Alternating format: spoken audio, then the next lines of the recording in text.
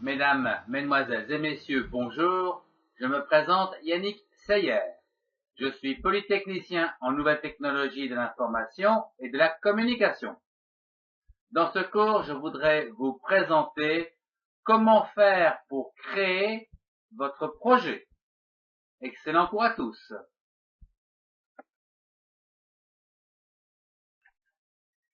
Voyons le contexte. Vous avez une idée, un projet qui tourne dans votre tête, mais comment s'y prendre? Eh bien, la première chose à faire, c'est de résumer votre projet sous forme d'une phrase comprenant l'objectif ou les objectifs à atteindre. Exemple, vous voulez acheter une voiture et construire un garage pour l'abriter. Donc, votre projet sera donc acheter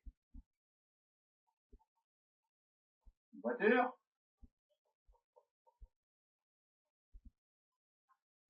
et faire un garage.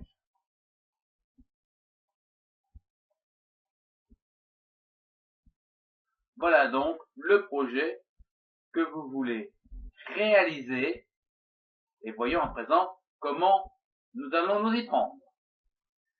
Nous venons de résumer le titre de votre projet. À présent, il vous faut décomposer ce titre avec le ou les objectifs en sous-objectifs afin de mieux suivre l'évolution de votre projet dans le temps. Ici, nous avons acheté une voiture et nous avons donc à réaliser un garage.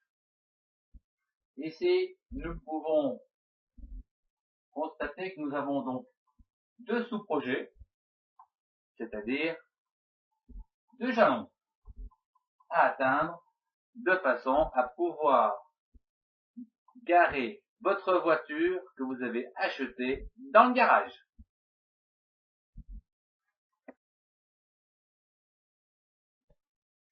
Je vous propose de commencer la réalisation de votre projet à l'aide d'un tableau comme celui-ci où nous allons inclure de suite les deux jalons constituant le titre de votre projet, à savoir le premier objectif à atteindre sera d'acheter la voiture et le deuxième objectif sera de réaliser le garage de façon à pouvoir garer votre voiture à l'intérieur. À partir du titre, nous avons pu établir les jalons ou encore sous-projets ou encore les sous-objectifs à atteindre, à savoir acheter une voiture et faire un garage pour l'abriter. À l'intérieur de ces sous-objectifs, eh bien, nous pouvons établir à présent les différentes tâches, c'est-à-dire l'ordonnancement des tâches de chaque sous-objectif ou jalon. Pour acheter une voiture, eh bien, j'ai fait relativement simple. Nous allons consulter le catalogue, acheter la voiture et la recevoir.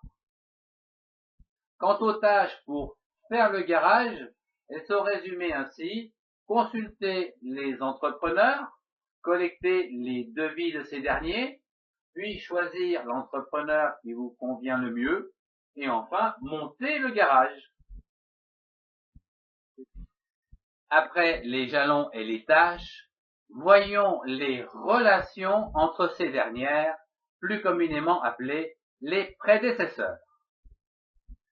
La tâche numéro 2 est de consulter le catalogue, puis la tâche numéro 3, l'achat de la voiture. L'achat de la voiture ne se fera que lorsque l'on aura consulté le catalogue. Donc après la tâche numéro 2. Quant à la réception de la voiture, elle ne sera réalisée qu'une fois l'achat de la voiture réalisé, c'est-à-dire la tâche numéro 3. Consulter les entrepreneurs. Ici, nous pouvons réaliser cette tâche en même temps que consulter le catalogue, c'est-à-dire de début. Puis, collecter les devis. Eh bien, les devis, on peut les collecter directement au même moment que SIS commence. Puisqu'on consulte les entrepreneurs, les devis arrivent quasiment en même temps ou avec la poste quelques jours plus tard. Le choix de l'entrepreneur fait suite, bien sûr, à la collecte des devis, donc suite à la tâche 7. Quant à monter le garage, eh bien, il fait suite au choix de l'entrepreneur et éventuellement donc un arrêté, une contractualisation entre l'entrepreneur et vous, définissant donc le temps de montage et tout ce qui concerne le garage à réaliser. Suite au titre de notre projet, les jalons, les tâches, les relations entre ces dernières et les durées délais de ces tâches, voyons à présent une représentation graphique de notre planification de projet, et ceci soit sous forme de perte. Moi, j'ai choisi ici sous forme d'un diagramme de Gantt. La tâche numéro 2 prend 2 semaines. Je vais dessiner ici. Puis la tâche numéro 3, l'achat de la voiture, 1 semaine, qui est consécutive à la tâche numéro 2. Donc, elle est consécutive avec une petite flèche. Puis la tâche numéro 4, qui est la réception de la voiture, qui va prendre 4 semaines, et qui est consécutive à la tâche numéro 3, par cette petite flèche. Consultez les entrepreneurs. Ici, nous avons dit que c'est la tâche numéro 2, début. Ça veut dire qu'elle commence en même temps que le début de la tâche numéro 2 et va durer 2 semaines. Donc, elle est réalisée en parallèle avec la consultation du catalogue. Puis, la collecte des devis qui fait suite à début de la tâche numéro 6 est sur 3 semaines. Le choix de l'entrepreneur fait suite à la tâche numéro 7 et va durer 1 semaine. Voilà, 1 semaine. Quant à la tâche numéro 9, monter le garage, cette tâche fera suite à la tâche numéro 8, consécutive à la tâche numéro 8, et prendra 3 semaines. Ce qui va donc nous permettre, à partir de ce diagramme, de connaître la durée totale du projet, c'est-à-dire le chemin critique, qui est ici égal à 7 semaines.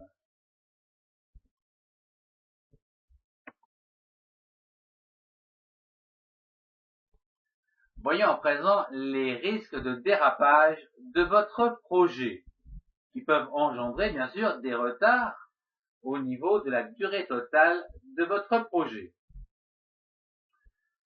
Consulter le catalogue 2 semaines paraît tout à fait satisfaisant et ne dépend que de vous.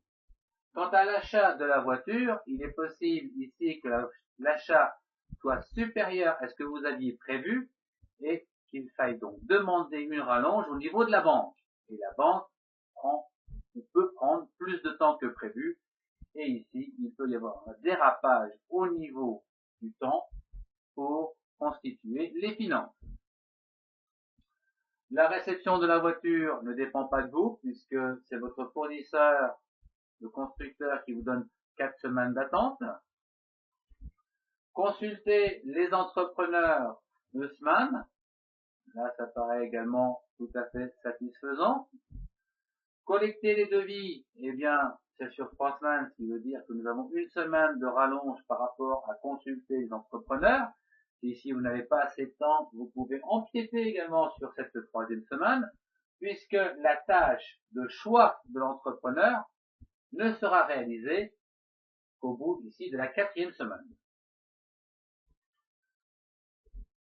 En ce qui concerne de monter le garage, eh bien, votre entrepreneur, lui, vous assure qu'en 3 semaines, c'est monté. Donc, ici, c'est sous sa responsabilité et non plus la vôtre.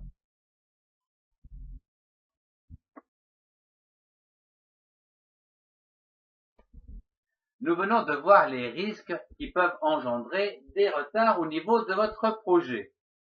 Qu'en est-il des mesures correctives de façon à conserver cette durée? Eh bien, c'est assez difficile parce que nous avons vu ici que nous avons un risque dans l'achat de la voiture si cette dernière est plus chère que prévu et où ici vous dépendez donc de l'accord d'une banque. Cet accord de la banque, vous ne la gérez pas. Donc, si la banque a un retard de une semaine, automatiquement, le délai de livraison de votre voiture aura une semaine de retard. Vous ne pouvez rien y faire. Ici, ça ne dépend pas de vous, ça dépend donc ici de la banque et ici du délai de réception que votre constructeur vous a donné. Consultez les entrepreneurs si vous n'avez pas assez de temps. Nous avons vu que vous pouvez empiéter sur la collecte du devis et sur le choix de l'entrepreneur qui vous donne une marge de 2 semaines. En ce qui concerne le montage du garage, là, c'est indépendant de votre volonté. Votre entrepreneur vous l'a fixé à 3 semaines. S'il y a du retard, il faut le voir.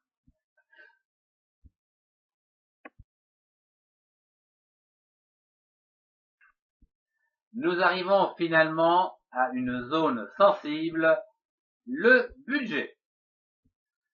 Quel est le coût donc de votre projet? Est-il réalisable? Eh bien, dans la première partie de votre budget, nous pouvons voir qu'il est dépendant que des ressources matérielles, puisque ici, c'est vous-même qui réalisez donc l'ensemble de l'achat, et ici, le constructeur vous demande simplement un chèque en bonne uniforme, donc de la ressource matérielle de votre voiture. Le deuxième sous-projet, ici, nous avons à la fois des ressources matérielles et humaines. En effet, ici, il va falloir construire un garage, donc avec des matériaux, donc des ressources matérielles, et des personnes pour le construire, donc des ressources humaines, qui va donc être donné par le devis. Voilà donc comment nous pouvons constituer le budget, donc le coût de votre projet.